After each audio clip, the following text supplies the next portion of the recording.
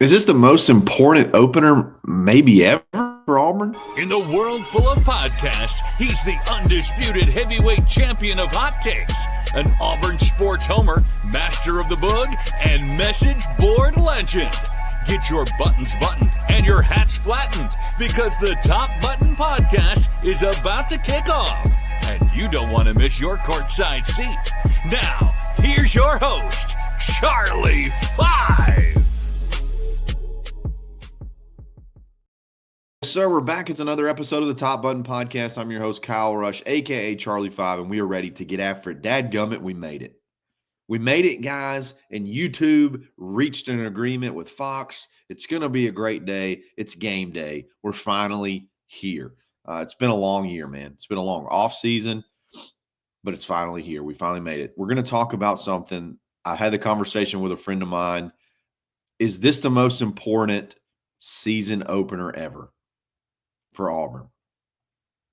Go back and think about coaches past, seasons past, narratives past, storylines past. Is this the most important one? I think it is, and we're going to talk about it here in just a second. But before we do that, let's give a quick shout out to Roback.com. Use coupon code BARN20 for 20% off your order. Get your Auburn game day apparel. You still got that home game next week you can get decked out for. So Auburn polos, pullovers, hoodies, whatever you want, they got it. And if you're not looking for game day stuff, they got a plethora of items you can dive in there and dig through. So check them out. Show them some love. Save big. It's roback.com. Was talking on a podcast with some friends at the Auburn Blitz. Check them out. But the question was posed, is this the most important opener ever? And I guess I wasn't 100% prepared to answer at that point in time or really let that sink in. And the more and more I think about it, the more and more that I do believe this could be the most important season opener. Getting real specific, but season opener for an Auburn coach, maybe ever. I tried to go back and look at Tommy Tuberville. I thought that 2004 season was a season very similar to this one, not in the sense of I think this team's about to go undefeated, but the turmoil that came after that 2003 season, and he had built the roster up to a point to where it was really super competitive. You go into that 2004 season really needing to rebound, but your opener was against Louisiana Monroe. So you really don't even know what you got until a couple of games into that season. And I don't think there's one where you have the storyline that's as similar as what's happened so far under Hugh Freeze in the Hugh Freeze era, and then going on the road against a Power 5 opponent and the roster built the way it is to the point where it should yield results. If you don't know what the blue chip ratio is, this doesn't always equal wins because the talent could be heavy in, some positions and lopsided in others. Okay. So the blue chip ratio just simply means the percentage of quote unquote blue chips, 4 and 5 stars, it's just a percentage of your 4 and 5 star kids. Okay. Blue chip ratio versus everybody else in the country. Depending on which site you look at, Rivals has Auburn as the number 8 roster as far as blue chip goes in the whole country. 247, 12th, I believe. So either way, this is 12 teams get in the playoff. All right. So either way, from a blue chip ratio perspective, this roster is a playoff roster. Now, could there be a lot of 4 and 5 stars at defensive back, and then you have a deficiency on the offensive line? Sure. Could there be a lot of 4 and 5 stars at wide receiver, but you don't have a really good defensive line? Sure. All of those things could be true, but I don't think that's true with this roster. I think this roster is pretty, I guess, it's pretty level across the board. Like you don't really find a lot of imbalances as far as talent goes. You feel really good about the wide receiver room. You feel obviously you feel really good about the offensive line. You feel really good about the defensive line. You feel good about the linebackers, although young, and then you feel amazing about the defensive backs. Quarterback, for the most part, you feel like this room is light years better than the room you had last year. And then running back. No, you don't have that proven bell cow, but you got a lot of highly rated guys in that room that have been patient waiting for their opportunity. It's really hard to point to a glaring deficiency on paper. Now, you may see it tonight, but on paper, it's really hard to point to a glaring deficiency in on the roster. Now, I say all that to say it's hard to imagine that you can use roster at all as any not I hate using the term excuse. We're going to go with reason as any reason that this team should not succeed. Okay? I don't think unless Auburn is just snake bit with crazy injuries, I don't think you can point anywhere on this roster and say we weren't quite there yet, roster wise. Now, I don't think you're maybe not 100% there yet to be able to say we're going to go win the whole thing, but I think you're close from a roster standpoint. We haven't talked about coaching yet, okay? So that's why I think that this season and this season opener in particular is so important because of what's happened the last 2 years. Everyone has been preaching. Everyone has been told. Everyone talks about patience. Be patient. We're building. We're building. And you have proof of concept off the field to show, yeah, they are building. They're bringing in big recruiting classes. They just spent a ton of money in the portal this past offseason. Okay? That's what we've been told. Be patient, and they're building because the product on the field has not been good outside of the defense. The offensive side of the ball has been really bad, really sporadic. Yeah, there's been some explosive plays, sure. And there's been some good offensive outings, but there's been mistakes, there's been turnovers, there's been what seems like people not being on the same page, disorganization. And there's rightfully so a lot of fans that are in a show me mode. And I don't know that they're going to give you much more opportunity after this game to show me. So we're going to talk about what could happen.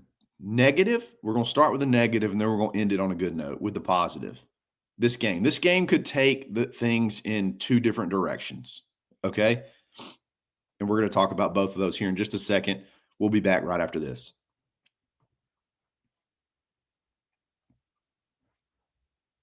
Let's talk negative first. And look, this may not be the longest show that we typically have. We got a film room coming out in just a little bit that you're going to enjoy. It's a film breakdown of Auburn versus Baylor. And then we're going to have the live stream tonight that we're going to talk about at the end of the show. So if this isn't the full 20 minutes, then, it'll be all right. There's a lot of content coming up. So negative. Let's talk negative first. Let's get that out of the way.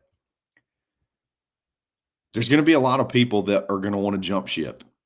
And I'm talking about support. I'm talking about mostly from a fan support and the people maybe that are maybe people that are important. There's going to be a lot of people that if you put out if the offense is the reason, and it's the same old, mistakes, turnovers, unorganization, and it loses and you lose a close one, or you get blown out, but whatever. You lose in general because of offensive malfeasance. There's going to be it's going to become really toxic, I think. And it's going to come from a lot of different places. And it's unfortunate, but it's not really unexpected. And I'm not even 1,000% sure it would be unjustified. Now, we're not going to go that way. Or let me just say, I'm not going to go all the way that way, because I know things can always turn around. But there's going to be a lot of people that are just going to say, I knew it. I knew things wouldn't get better. It's been the same thing for 2 years now. Now we're going into the third year. Things aren't going to change. And then that makes the pressure on the next game and the next game. And then that first conference game on the road. That the pressure just becomes higher and higher and higher. Whereas if you win this first game, you probably could split the first 2 conference games because they're both on the road and they're both against tough teams.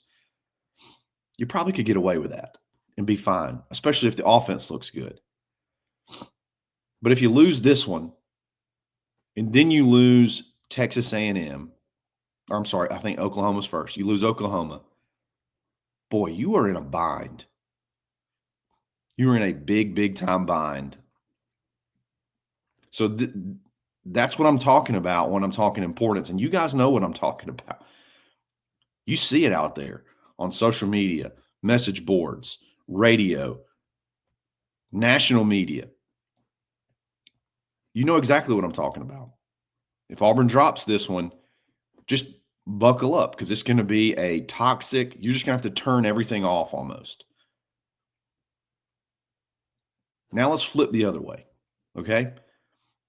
Auburn fans and Auburn in general, and I'm going to even say recruits, are hungry for Auburn to succeed. I'll even say starving for Auburn to succeed. I think that there are recruits that are in show me mode that would love to come to Auburn, because that's Hugh's deal, man. Hugh's always been able to acquire talent. He's done exactly what I expected him to do since he's been here.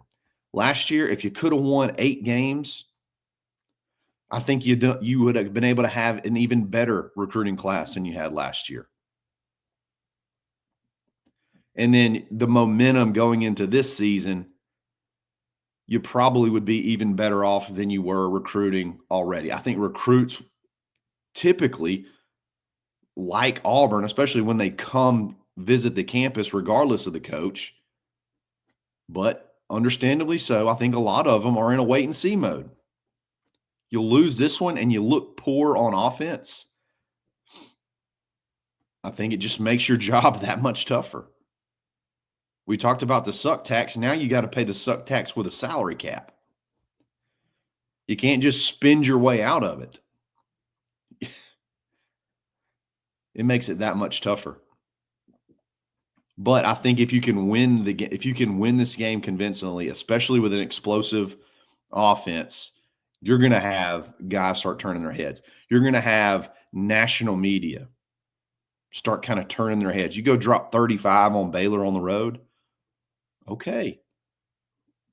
He's been saying be patient. He's been saying I got my quarterback. He's been saying I got my wide receivers now. I got my offensive line set. He's been saying this.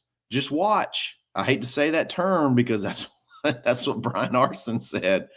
But Hugh hasn't necessarily been saying just watch, but he's been talking about we're building, and then boom, you go out and have a big game. The hype train that could go negative could go in the opposite direction even faster. Then you buy yourself some grace with those 2 road games, because you're probably going to start off 3-0. You're probably going to look pretty good. You may even be ranked at that point in time. and you're going to help any cobwebs or any scar tissue that Jackson Arnold may have from the season prior. You come up with a game plan that he can execute, and he goes out there and has a big game versus Baylor. Watch out, man, because that kid has every single tool that you have to succeed, to be an elite college quarterback. The fans have been hungry for something, have been hungry for success. You go put that product out there, you're going to turn a lot of people around. Because I think most people can be rational enough to see the roster success, can see the talent acquisition. They're just unsure that you can put it all together. You do that, you're going to have a rocket ship of positivity. Again, like I said, that I think will buy you some grace in those 2 road games. If you split them, you're fine, to where you can build to a crescendo against Georgia that will be of epic proportions. I don't think there's a game that's been this important as an opener in Auburn football history. Tell me if I'm missing something. Tell me if I'm missing one. Let me know what you think in the comments. We got so much coming up tonight. Okay, you got a little bit later today around lunch, we're going to have our film breakdown drop, and then at 6:45 Central Standard Time, we're going to kick off the live stream. I think Zach Blackerby is going to jump on with me to begin. We're going to talk about the game prior to kickoff, and then we're going to have guests on, okay? A lot of members from the barnauburn.com will be able to jump on. There'll be some personalities that you recognize jump on, and then we're going to be interacting with the live chat. So there's going to be so much activity going on. So definitely make sure you check out that. If you don't want to listen to the ESPN announcers, and if you want to take a break away from anything off the television, pop in and hang out. We'll have some fun. Live reaction, a lot of emotion, a lot of fun. It's going to be epic. So, guys, I really appreciate it. Let me know what you think in the comments. We'll be back again soon. We'll be back again this evening. Let's go win this one. It's another episode of the Top Button Podcast. Stay buttoned. Thanks for listening, and drive home safely.